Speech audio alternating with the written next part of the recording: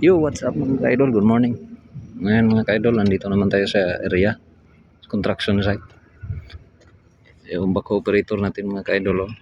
Nag-umpisa na pag-excavate dito banda sa area lot 40 at saka lot 41 mga ka-idol.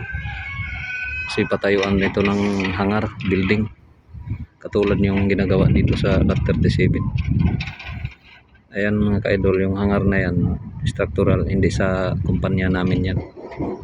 Iba yung may-ari niyan mga ka-idol. Dito pala ka-idol, airport Mactan, Cebu. Ayan dyan banda mga ka-idol, yan yung terminal 2 dito sa airport. Yung ano dyan, yung pang international, yung mga gustong mag OFW dyan sila sasakay mga ka-idol.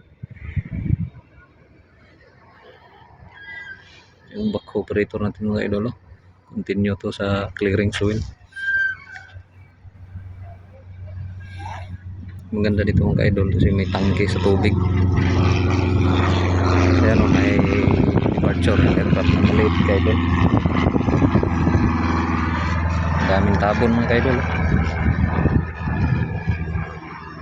Naghahanap ng pagkain yan.